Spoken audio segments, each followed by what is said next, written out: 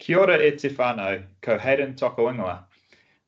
Good morning, my name is Hayden and I'm from the Building Institute, and this is our Industry Insight session today. The webinar today will be 45 minutes, which is a deep dive into today's topic of health, safety and wellbeing in construction. Thank you to all of us that have joined live. For those who aren't here, there will be the opportunity to view the recording of this webinar on the resources tab of our website, which is buildinginstitute.nz. Before we jump into it, I just want to make you aware of a few upcoming Institute events. As you should all know, we have our Building People and Next Gen Awards taking place in August this year. Nominations for these do close tomorrow, so if anyone is interested in nominating themselves or someone that they work with, please do try and get this in. There may be the opportunity to extend another week, but please do try and get them in as soon as possible. If you are thinking about it, please do flick one of the team just an email to say that you're going to be a part of it, and if you do need that extension, just let us know.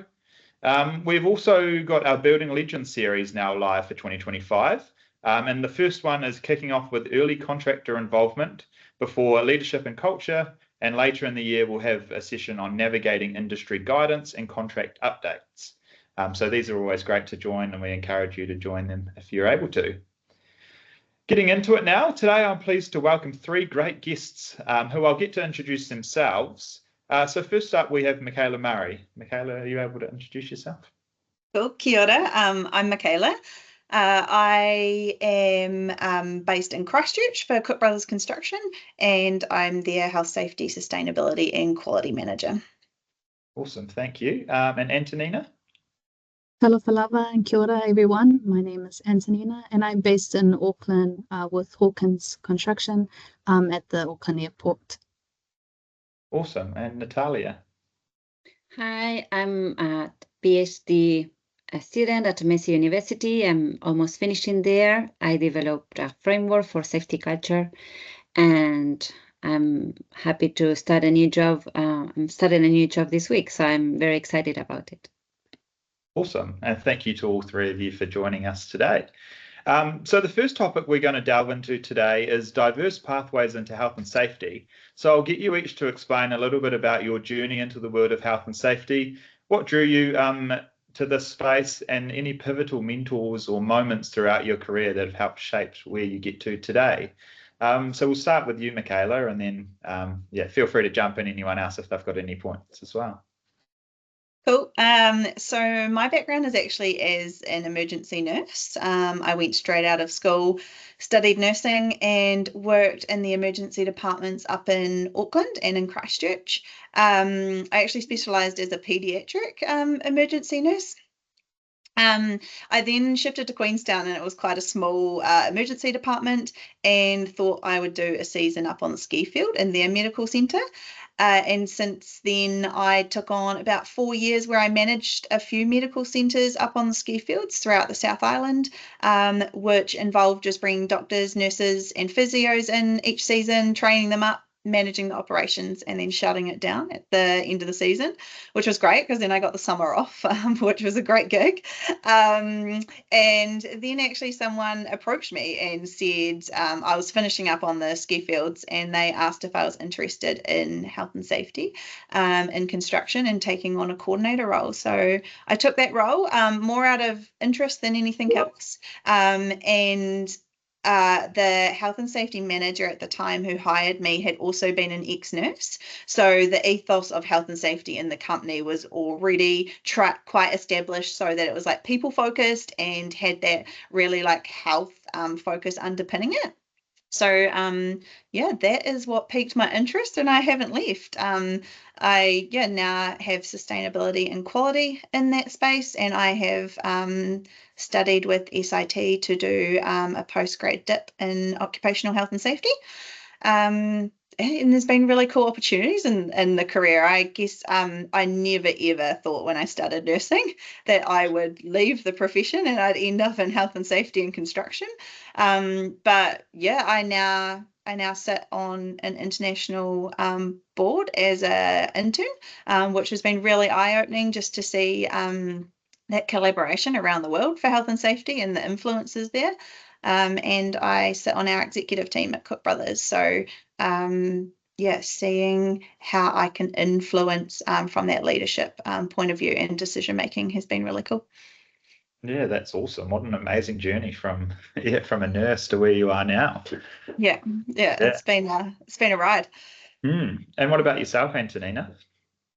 So my parents migrated from the beautiful island of Samoa in the early 2000s, and from there I've seen my dad work in all sorts of trades, and building was always something he was into and using his hands. So I guess I followed my dad's footsteps by trying to get into the building industry.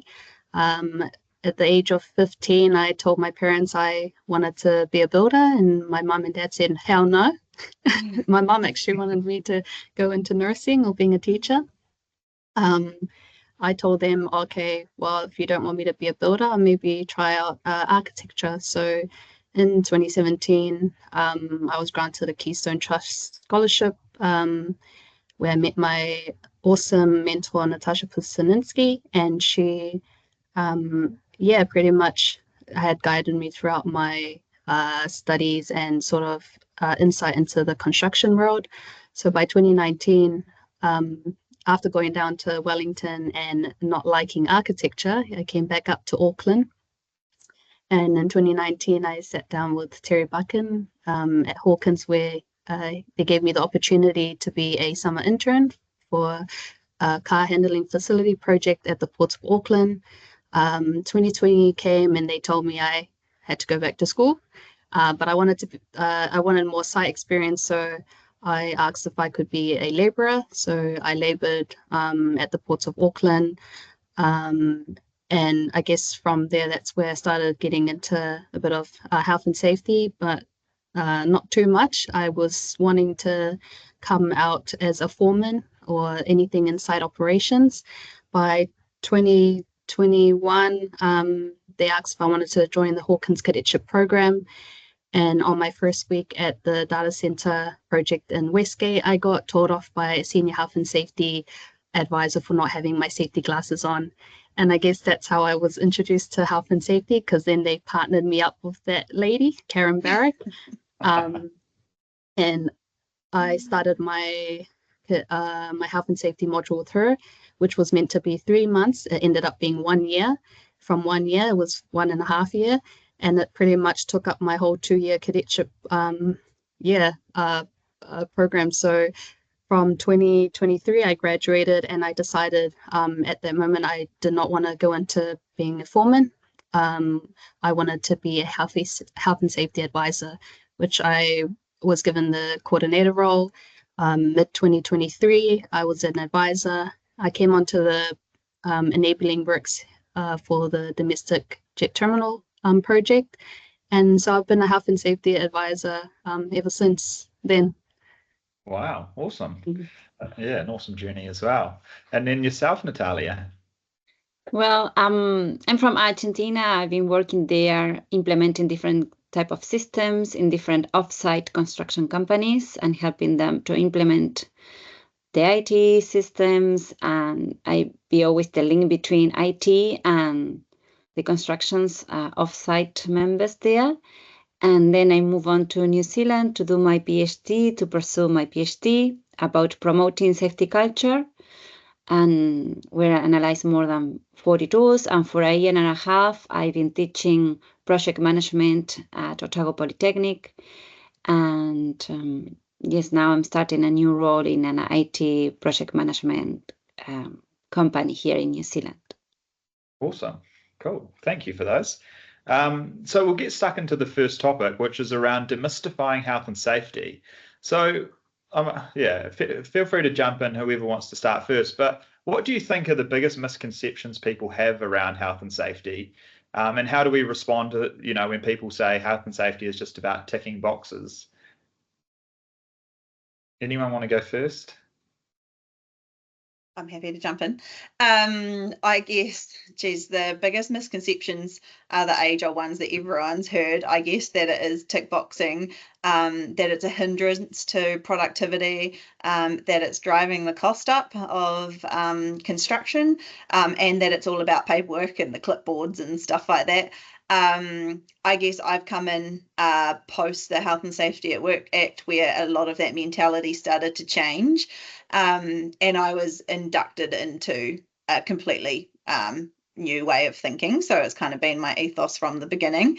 For people who think it's just tick boxing, or are still just tick boxing, they're doing health and safety the wrong way.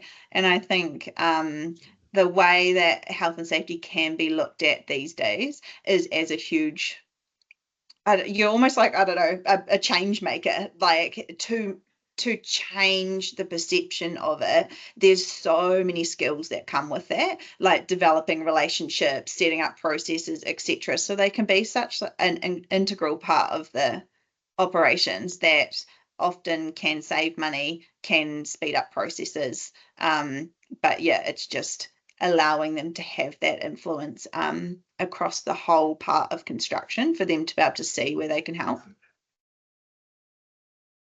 Yeah. The misconception that I got quite a lot during my studies was that health and safety was the retirement job, that or the relaxed job or role in construction, which I guess a bit of me thought the same too when I was labouring, because I never saw any younger advisors.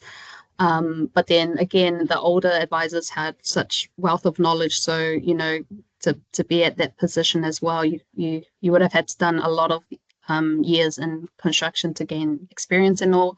But then again, I think in classrooms, no one bothered to ask the health and safety for any technical questions, or sort of bothered to apply for any of the roles, because it was just, it's not, what's the word? It's not as big as being a foreman or a site manager or project manager on the job. But I feel like once that the students got onto site, that changed for them, because they actually got to meet people and actually see how big of a job that health and safety do contribute on the site. So yeah. Well, I can say based on the interviews I've done for my PhD, for more than 32 experts, they mentioned that drawback about a lot of paperwork. However, they mention more than other 40 tools that they are using it. So it's surprising. Of course, they need to do the paperwork, and I think it's important. However, they mention it's not the only thing. They mention different tools for different purposes. And if you spend one day with one health and safety expert at the field, you will be surprised how many tasks and how many skills they have in order to pursue a safe place. So definitely it's something there that needs to be done, but I think technology could help a lot to improve that part and move on to use the other tools. Yeah, absolutely. Yeah, I'm sure there's all sorts of new technologies coming out, and as we discussed offline a little bit earlier, you know, the use of AI, who knows what there'll be to kind of speed up the way. But I guess one of the big things when it comes to health and safety is around the culture of the workplace, and, you know, the culture and everyone buying into that, which obviously goes away to make things easier in terms of health and safety. What's something that each of your organizations or each of you have done, you know, a practical strategy that you've used before to build trust and empower teams on the ground and help, you know, get them to buy into what you're trying to do from a health and safety perspective? Do you want to start with you again, Michaela? Okay, cool. I mean, what underpins my practice is understanding first. I think it can be quite easy to react with health and safety. So you see something and then you start addressing that straight away. I find if I just ask the team, like kind of to explain what they're doing in the task, I get a lot more context and then a lot more buy-in to then discussing if there could be changes from that. And that's for when you're on site and see something, I guess. But if you don't have that relationship first, or you haven't given them the time of day, you just don't get the buy-in. We've also bigger picture, like strategy. We do a lot of gamification. I think our team probably get a little bit sick of it at times, but what we've underpinned it with is if you can do a training where the team get to experience the why before they leave the room, then they take that with them and they can apply it. So we do. They come in. Geez, today as an exec planning out this new initiative where we're rolling out a big Monopoly board, and there'll be chance cards, like an incident happens and then they've got to demonstrate what their response will be and stuff like that. We have done game shows. We've dropped we've dropped tools on watermelons to show the impact that hard hats have and stuff. And so because there's that visual component to it, that sticks with them. And then you get that change. So yeah, we focus a lot on that. Yeah, that certainly makes it a bit more fun and memorable at the same time, doesn't it? Mm-hmm. Yeah. And what about anything, Anntonina? Yeah, we've sort of made toolboxes or site-wide toolboxes more intimate and of value. Like pretty much what Michaela said. I guess showcasing what it'll look like if something was to drop on your hard hat. We've looked into adding quizzes into our site so we have a bit of more engagement with the workers, because it's easy to sort of stand up there and list out all the health and safety compliance, but if it's not being processed, then you're really just talking to a wall. So we've had quizzes in places, and building trust is sort of just knowing the worker themselves, instead of just going towards their supervisors. We try and be more active on site, speaking to them, getting to know their names, their background, and then back to toolboxes. We try and break it down. So instead of just having a site-wide toolbox with 300 workers, we try and have and be more involved in their subcontractor or their own toolboxes. So that's where we've sort of started with. We've pushed out a few initiatives, quite a bit of initiatives on site, where we're just trying to be more inclusive, especially with women. So, there's already many organizations out there like the Pink Ribbon Breakfast. You've got Pink Shirt Day next week. So we're sort of just trying to bring those in and actually do something with it, instead of just saying we've said it out loud. We've ticked the box, but actually, yeah, be more intimate with what we are putting out there. So, yeah, that's what we've got going on. Cool. What I can bring here, it's the interview I've done. Most of the 32 experts mentioned that the main tool they use is Toolbox Talks. However, in the second round, when I list all the tools there was suggesting to use to promote safety culture, and I say, okay, these are the tools that all of you mentioned. Can you rank them? None of them select Toolbox Talks as the main one. They select planning. Mm-hmm. And I think it's something important to the health and safety managers. They need to have a plan. As, for example, Antonia mentioned, okay, next week we are going to do this. So that's the secret behind the Toolbox Talks, apparently, to make it successful and to make that change that mindset that you need sometimes in on site. Yeah, nice. I guess one of the things that I guess will be a challenge for all of you and a challenge for many workplaces is, all of the plans and all of these are great in practice, but when things get really busy and there's tight deadlines to reach and there's a lot of, how do you make sure you maintain that momentum with the work that with the health and safety and the work you're trying to do, to make sure it doesn't all fall away at those really busy times?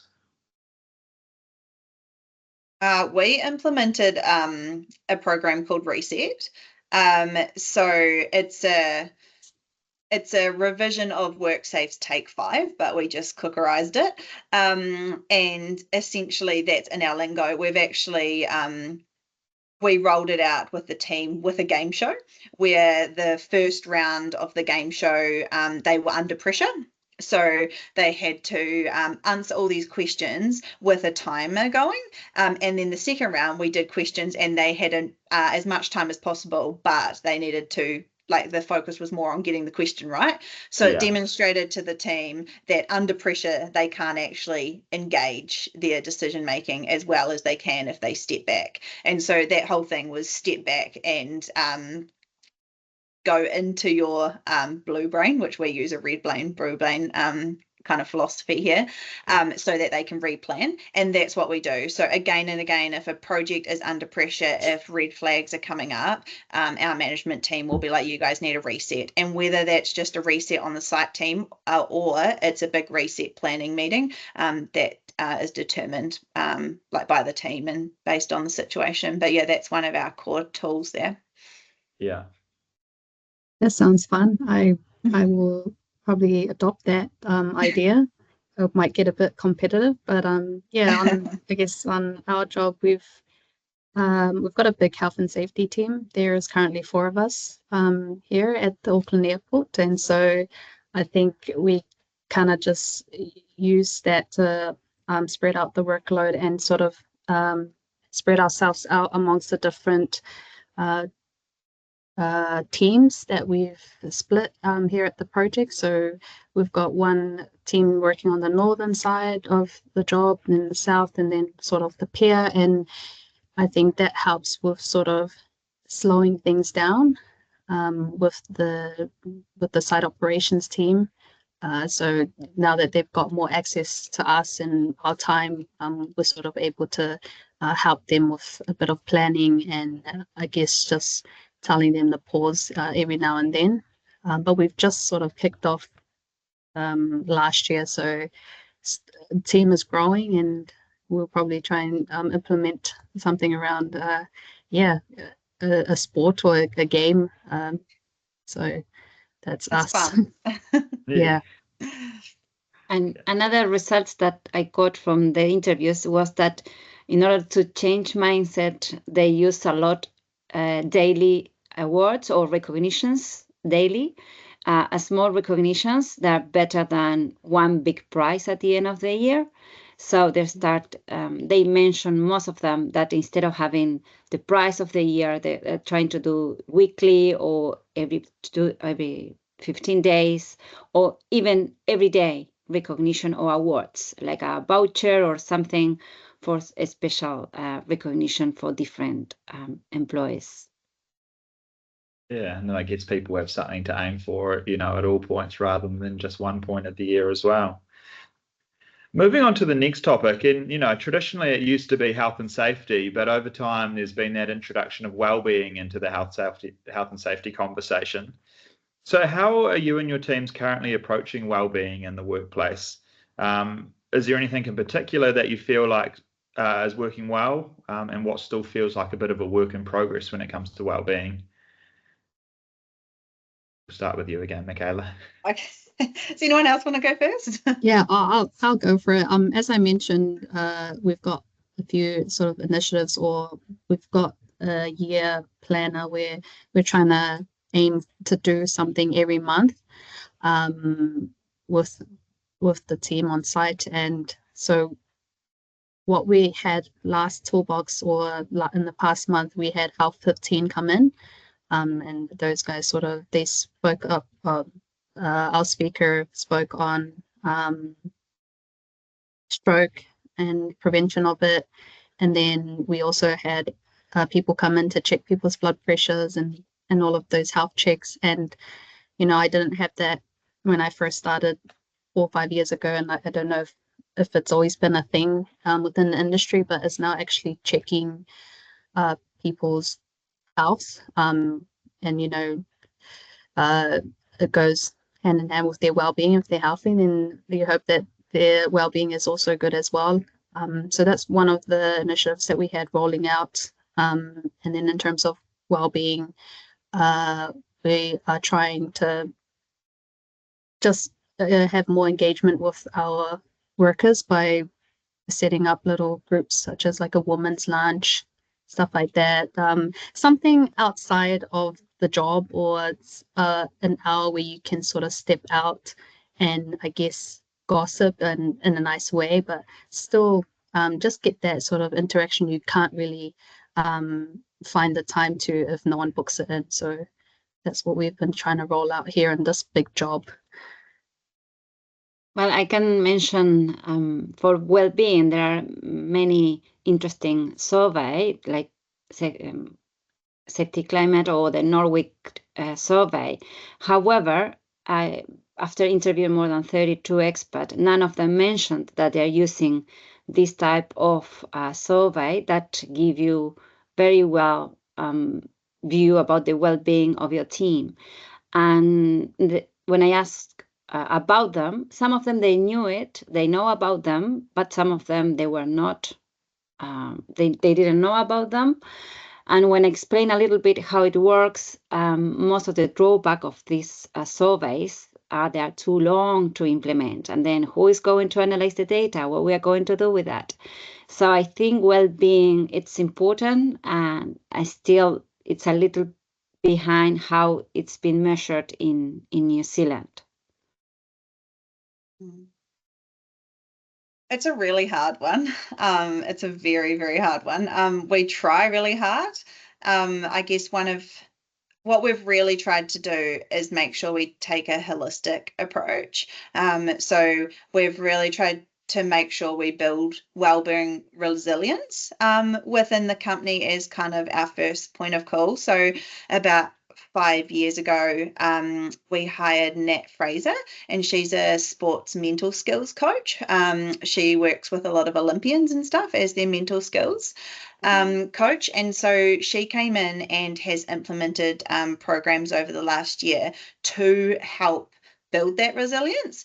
So it's like skills that can help yourself recognize when you need to reach out, or when you it's even just skills around knowing what affects your well-being. So well-being has so many pillars. It's like your connection, it's your family, it's your finance situation, it's your workplace. Like there's so many things that go into it. So we've tried to make sure we have that balance to try build resilience. And then if one of those pillars has something happen, like something happens with a family member or something, you've got those other pillars that help build that resilience in that well-being space.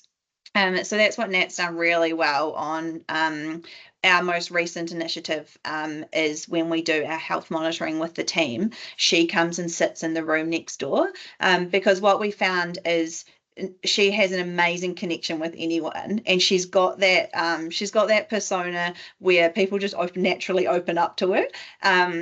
But people have the challenge of reaching out in the first place. And so she just sits next door, and everyone's got booked in 10 minutes, and they can walk into the room and talk about anything if they don't want to open up, but they've got that opportunity. And it's been like our first round has just happened in Canterbury, and what people are opening up about it and the insight we're getting and the help we can provide has been really, really cool. So that's been a great initiative recently.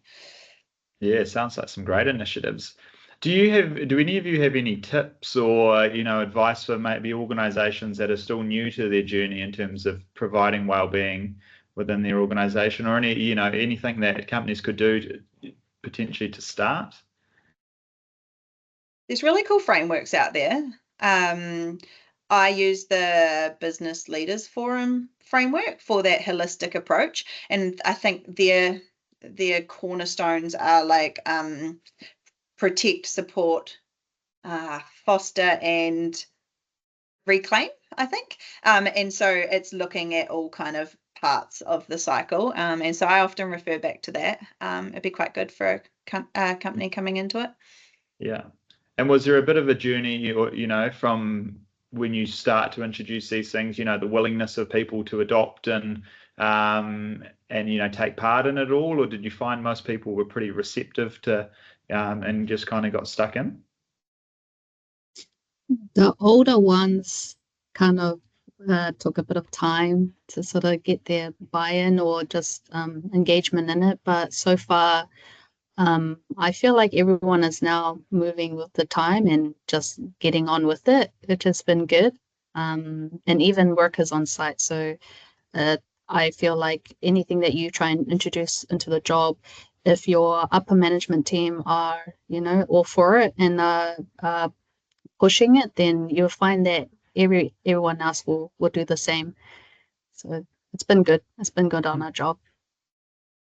Well, I can say that one of the outcome of my PhD is an informational report for the industry, where you can find, okay, what are the challenges I'm facing about health and safety, or safety to promote safety culture, and you will find what are the tools that are more used by the industry, and those tools that still are not being used in New Zealand, but they're very good research in other countries. So you can easily follow that. And if you find a tool that you think, oh, maybe I can use this tool, you can go to the report, scan a QR code, and you will see a short video explaining about the tool. And then if you think it's the tool, you can go deep on that tool. So anyone who wants to have a look, just send me an email. I'm happy to share with you or have a quick chat. And maybe that also facilitate what tools to implement. Yeah, and I will maybe flick around your details or all of the details after this, so people can make contact if they've got any questions or want to know a little bit further about some of the things that you do. Or so yeah, moving on to the next topic, which is from compliance to care.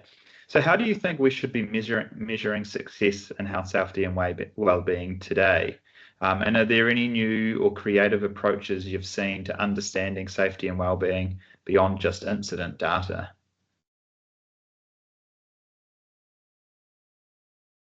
I can speak about the result of the survey again. Of course, the incident accident is very important, but nowadays around the world they are using this well-being survey that still is not in place in New Zealand 100%. So I think that is something maybe we can start implementing some of that kind of survey, and that is also give you a good other point of view about health and safety, not only incidents and fatalities. That definitely help to boost that energy to prevent those. So I think that's a good point to start with, maybe implementing some of them. I feel like we should go beyond measuring like lagging indicators. We're really big on the incident rates and all of that, but what I've seen lately is a lot of people are now reporting incidents and are actually putting their hand up to speak up on a lot of issues that they're struggling with, which I again did not see 5 years ago when I was a labourer on site. And so I feel like, to measure health and safety in these days should be how have we set the culture on site? How many people have been reporting near misses and not making it such a gloomy feeling that we're still having incidents on site. Like a near miss is a near miss of having a potential major incident. So I think we need to applaud ourselves when we get sort of those reports, and also if we've got people struggling mentally, yes, it's bad, but at least people are now stepping forward so that we can connect them to the right people. So, we're rolling out having connectors on site by using mates in construction. We've got John Burnett from Man Alive to come and speak on family violence. And so, but we can only do those stuff when people reach out to us so that we can do something about it. So again, that is how I measure success of health and safety on a job. Awesome, thank you. Yeah, I don't really think you can measure your health and safety culture. You can pull some stats together that gives you some sort of indication, but it's such a small picture that stats give you.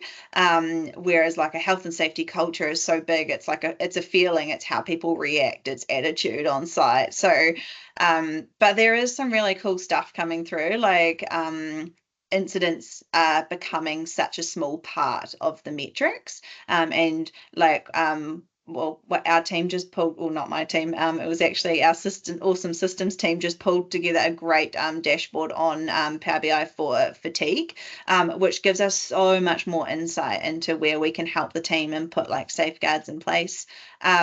We do a lot like Anntonina where we focus on the successes. We have a value called ring the gong, and it's we do literally ring a gong for little successes, big successes, but it's supposed to come down into our culture as well. So we're recognizing it day in and day out, and so people put through cool stuff that's happening on their site to a central platform where people can see it, and we actually measure that as one of our KPIs. For like the critical risk side of things, I'm only just starting to work on it, but I quite like the Chazan's energy wheel for looking at your critical risk metrics and actually getting a better picture of how well you're managing critical risks. The data that can come out of the back end of that process looks really cool. Cool. Yeah, well, it sounds like you're all doing some great stuff within your own organizations or your own work as well. And I guess so much has changed, and there's been such a cultural shift when it comes to health, safety, and well-being.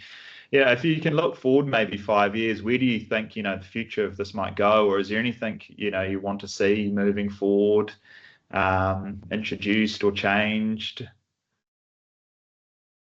I don't know, hope that. Oh, sorry. You go, Natalia. Again, based on the results, AI agents are going to transform the industry in the short term, and maybe advanced technologies like VR or augmented reality in the middle and long term. I think those things are coming, especially AI agents in the short term. And how do you think AI will influence, health and safety? Basically, you're going to be more productive, less paperwork, easy to make decisions. You don't even need to log into any system. You're just going to ask the chat, and it's going to populate the data for you, and also to update the system for you automatically. You don't need to do it anymore, to do different scenarios. Just if you need to ask, how many different questions that always you have on a daily basis that you need to wait for someone to log into the system to give you an answer, that is not going to happen anymore. You're going to have it into your phone, and you're going to chat and interact with the data that you have in your company, and it's going to be awesome. I saw it's coming. I implemented 2 of AI agents, and it's changing the game, and it's going to be more productive. For that is you're going to have more revenue. Sure, people will be happy to hear that last part. Anything from Michaela or Anntonina? I guess in 5 years, or probably even longer than that, I just really hope people come out of high school and want to come into health and safety. It's not ever something someone in high school says, I want to work in health and safety. It's not really seen as a career path, and most people actually get a whole lot of experience beforehand and come across, which is great because that experience really brings a unique perspective to the health and safety role. But it's been really cool to see the industry grow in the health and safety space, and it be like really valued role within teams. Is there anywhere for health and safety professionals within the industry to connect, or are there groups that people could be a part of, or is there anything that you all do to collaborate, or is it a space maybe that could be developed a little bit in the future? Sorry. Oh, it can always be developed further. There's really cool stuff happening out there, though. There's lots of connection groups through like NZISM. Matt Jones does a bit through advanced safety, like with a Facebook page for questions and stuff. Like there is really cool stuff happening out there, but it can always be improved. Yeah, cool. Anntonina, anything from you? Pretty much agree with what Michaela said, and Natalia as well with AI. In 5 years' time, I hope to see more women, I guess, in the field as well. A better pathway set up for high school leavers, and I guess a more diverse and inclusive sort of space for people to be to feel empowered to work on site. So yeah, even for the males out there too, like I said earlier, there are now more people stepping up and speaking on mental well-being, and I just hope that it continues to go forth and we don't go backwards. Awesome. Oh, well, that's pretty much everything that we have for today. So I just want to say a massive thank you to all three of you for joining. It's been awesome to hear the stories of your careers, as well as the organisations and the work that you're doing now as well. Obviously, so much has changed over a period of time, and so many more good things are to come. But it's awesome, especially that approach to well-being within organisations, and some of the data and statistics I think of the past have been a bit concerning, but the work that you all individually do to help that is quite inspiring.